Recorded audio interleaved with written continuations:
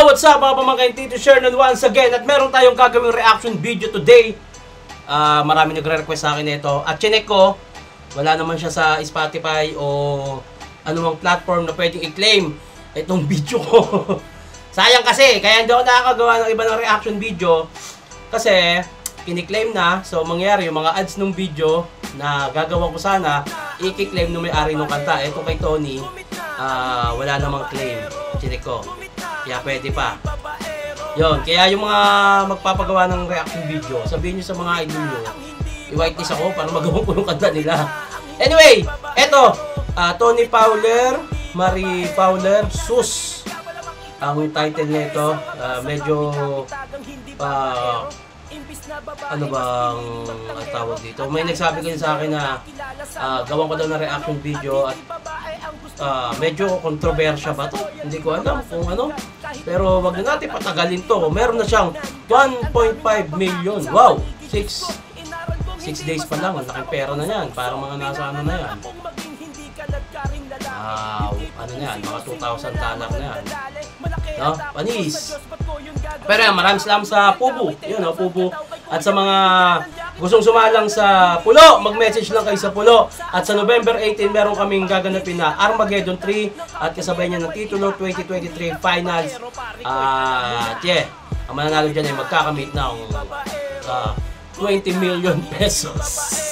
Kaya yun, huwag natin matagalin to. Tony Fowler at Marie Fowler, magkapatid to. Sus! Let's go!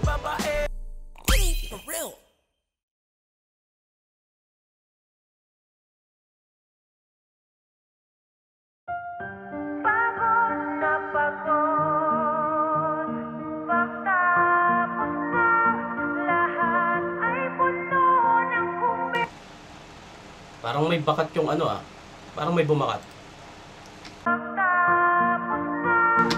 Bakat nga. Ayun yung sa laruan. Naupuan siguro yung laruan. May bumakat na ano Parang ulo yata ng laruan yan. Ayun sa karton. Linaw na mata ko kita agad Ano yan? Parang etchas yan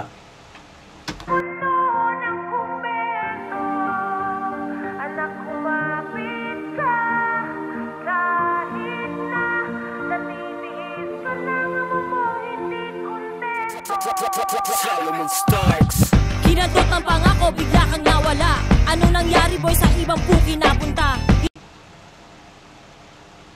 Putang ina. Kinantot ng pangako Parang ano to parang may gustong sabihin yung kanta. Kasi sa chorus binasi ko Pero yung pagpasok kasi parang kinantot ng pangako sa ibang puki. Di ko naman masisisi si Tony Fowler dyan kung ganun yung piliin yung words sa kanta niya. Kasi siya yan kalayaan niya yan Siguro,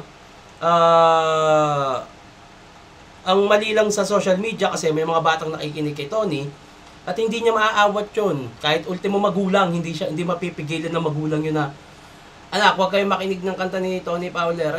Grabe ng laya natin dito Siguro, sa susunod, ewan ko kung pakikinggan ako ni Tony. Choice of words, mas maganda siguro kung yung kanta ay may mensahe. Medyo tawag dito. Ibawas-bawas natin yung ganung words. Pero wala akong magagawa kung ayun yung piliing words ni Tony, Pero medyo ano nga lang. Medyo hindi maganda sa pandinig, lalo at may mga bata talagang nakikinig kay Tony. Pero hindi natin siya pwede pagbawalan sa gusto niyang gawin. Bahala ka sa trip mo. Yun lang naman.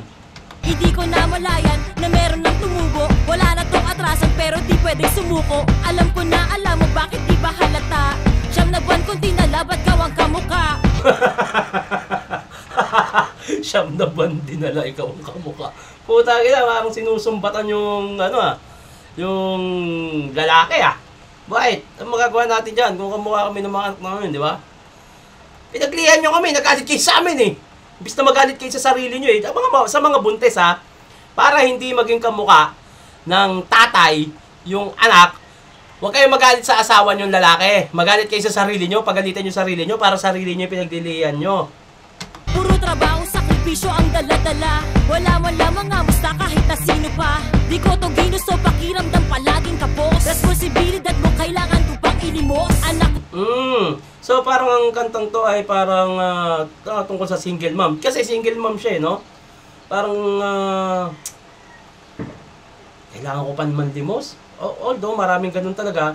Pero ang napansin ko lang dito, no, merong umpisa pa lang, merong mensahe, merong gustong sabihin si Tony Fowler sa kanta. Pero, yung timbre ng pag-rap niya, yung galit, hindi kailangan galit eh. Marami tayong kanta na may meaning at makabagbag damdamin. Example, yung mga kanta ni Glock 9. Mas nakakadala kasi, mas nakaka-touch din talaga. Kung rapper ka at gagawa ka ng kanta para mag-inspira, ay gagamit ka nung matalinhagang salita. Pero tulad ng sinabi ko kanina, hindi natin mapipilit si Tony. Kung ano gusto niya, bahala ka eh. Kung anong trip mo, bahala ka. Choice of words mo yan kasi kalayaan mo yan. Nandito tayo sa Pilipinas, lahat tayo malaya. Malaya niyang sabihin yung gusto niyang sabihin, malaya niyang mapipili yung words niya sa kanta niya. Pero malaya rin yung mga tao sa pwedeng masabi sa kantan to. Katulad ng ginagawa ko. Gumapit ka, bubuhayin ka mag-isa kahit wala kang ama. Buki ng ina!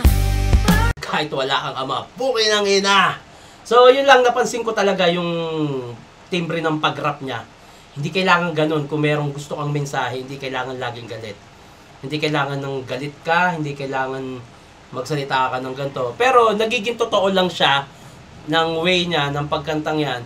Pero para sa akin, bilang isang listener, hindi ako pinakamagaling na rapper, pinakamagaling na writer, pinakamagaling na listener. Pero ito ay opinion ko lang at ito ay positibong kritisismo para kay Tony Fowler at hindi ko hini-hate yung ganitong klaseng obra niya. Pero yun nga, bilang isang nakikinig, kung meron kang mensahe gamit ang kanta mo, mas mainam na hindi ganito yung boses, lalo't ganito yung tema. Although galit ka, may gusto kang sabihin, pero hindi kailangan galit mo siya i-deliver. Merong galit na kayang iparamdam sa mga tao sa mahinahong paraan at hindi gumagamit ng mga kinantot or puke. Yun lang naman.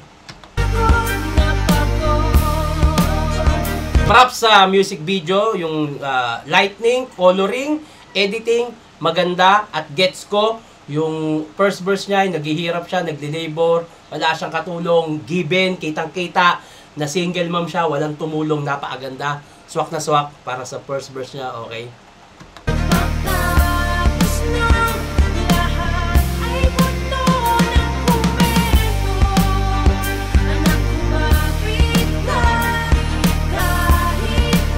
May ganun talaga, ayan o, yan, nakikita niyo yung position ni Tony na ganyan, ano yan? Postpartum yung tawag yun, yung parang nababaliw ka na, wala kang katulong. So, yun, may mensahe pa rin kahit sa video, maganda. Ayan, tulad yan, bakat na naman yung karton. Ito, yung ano ba yan? Sa Toy Story, bakat yung sa Toy Story. Para sa pera nagkaputa-puta, dobleng pamantayan na nakakakuta. Feeling dalaga pag gustong magpahinga, pero lalaki na walwal ay ayos lang sa kanila. Nakakatangina, bakit ganyan ang pagkukumpara? Isang mali pa lang na i-level na masamang ina. Marami ang nahuhumaling sa ideya ng pamilya. Paano pa mag-aanak kung sawa na sa sistema? Leksyon ang dala-dala kaya Maganda yung mensahe pero sige, tuloy pa natin. Gusto ko pang damahin tong pangalawang verse niya. Pakinggan natin. Pili ang karera, huwag kang magtaka kung ba't babae na ang alpha. Kaya mong punan kahit ano pa man ang kulang. Baka tandaan, nanay ka, hindi ka basta nanay lang.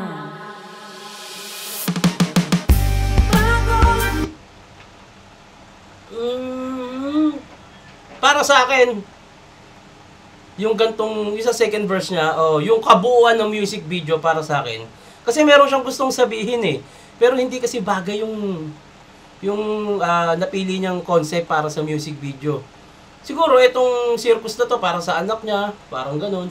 Pero kasi ang pinapalabas mo dito is yung matapang na single mom, ganun. Pero para sa akin, parang mas maramdaman yung gantong klase ng kanta, mas iparamdam natin kung ano ba yung pinagdaanan mo. Halimbawa, nabuntis ka, pagkapanganak mo, mas magandang ilagay mo yung music video dito. Ito, opinion ko lang to kasi nagde-direct din ako ng music video, writer din ako.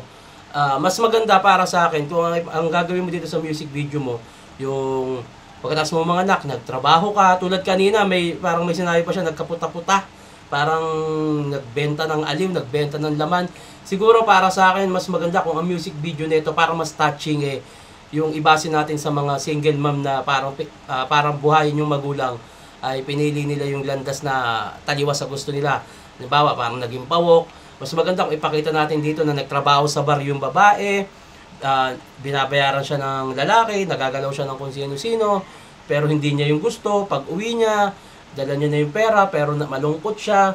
Pag uwi niya ng bahay, may sakit pa yung anak niya. Alam mo yung hirap ng isang single mom. Mas maganda kung mararamdaman natin yung kanta, at the same time, mararamdaman natin siya dito sa video. Para sa akin lang naman, hindi bagay yung konsepto para sa kanta. Tuloy natin.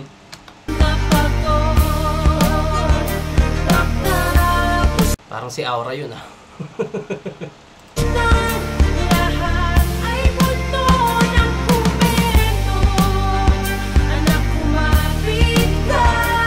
Yung mga ganitong kasing konsepto, yung mga ganito, masaya siya masado masaya yung concept yung circus, yung ganyan, ang saya niya, parang Miley Cyrus nga yung tingin ko sa konsepto Siguro yung mga ganitong klase ng konsepto, yung circus, mas maganda to sa love song na parang pinaikot mo ako, pinaglaruan, tapos ang konsepto ng music video mo ay sa circus, sa ganito, tapos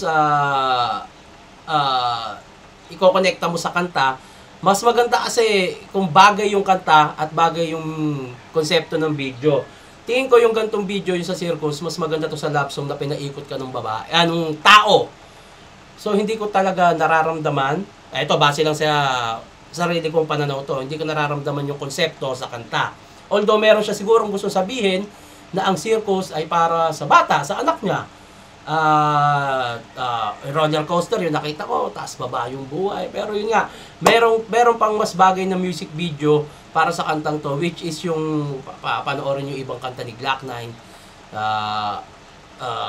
mas touching pa siguro. Yun nga, para sa akin mas magandang ipakita dito kung ano ba yung hirap ng isang single mom, trabaho sa umaga, mag-aalaga sa gabi, walang katuwang, nakakasakit yung anak ko, pero lumalaban ako hanggang sa dulo.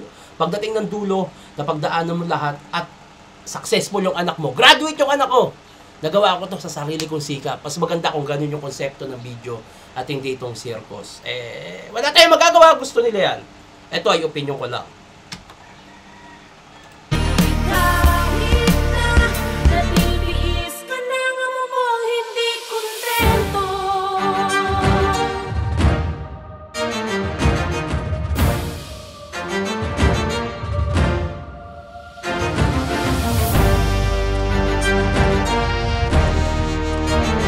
Parang naging horror pa yun dating, no? 6 days before. Parang sinabay niya sa Halloween. So, siguro dahil, Halloween niya nilabas to, kaya may ganung konsepto. Pero ayun na. Tony, hindi ko binabash tong kanta mo, Opinion ko lang to. No? Yung konsepto ay hindi ko nararamdaman sa kanta. Pero yung kanta, maganda. May mensahe. Pampalakas loob para sa mga single mom, maganda. Pero para sa akin, mas maganda to kung, ayun nga, yung video mas touching.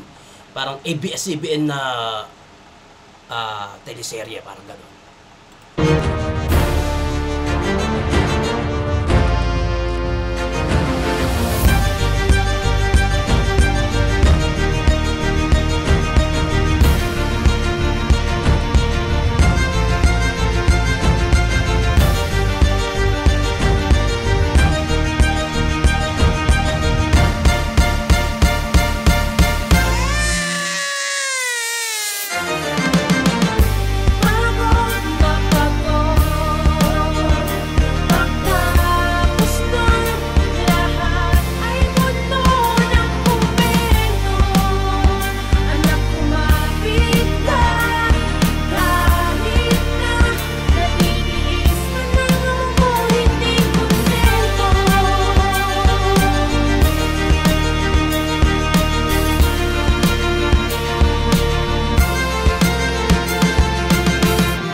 Yan, maganda yan. Dahil yung sinasabi ko kanina ang opinion ko na kung pinakita ang music video na nagsikap, nagtrabaho, umuuwing may sakit, yung anak ko may sakit, pero lumalaban pa rin hanggang sa... Ito yung magandang dulo.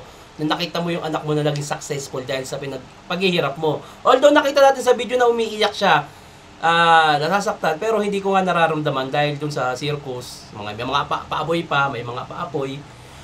Bongga yung production, pero para sa akin hindi siya akma sa kanta. Pero bongga yung production, ginastusan. Pero merong mas less na gastos na aakma para dyan sa kanta na yan at mas magsisynchronize. Pero bongga yung production, yun.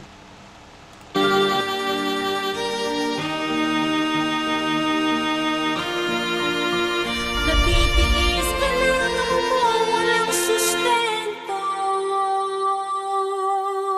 Kaya sustento.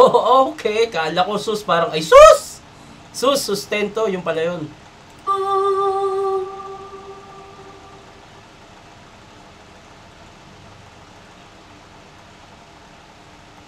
Okay, mukhang tapos na. Mukhang tapos na siya.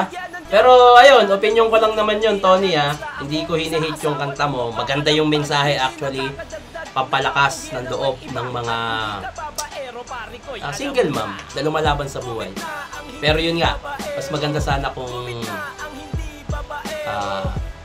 yung music video ay ramdam din at synchronized dun sa kanta. Pero bongga yung production, bongga. Mukhang ginastosan talaga. Pero nanghihinayang lang ako diba? Mas magandang, feeling ko malaki rin yung nagastos niya sa music video nito. Pero merong mas magandang, mas bagay na music video doon na siguro mas maliles pa yung gastos. Pero kalayaan ni Tony yan. At ayun, Tony Fowler, Marie, Sus, napakaganda, pakinggan nyo sa YouTube. At ayun, hanggang dito na to. Maraming salamat sa inyo lahat sa suporta sa pakikinig. Subscribe na kayo dito sa aking YouTube channel at kita-kits sa susunod na video.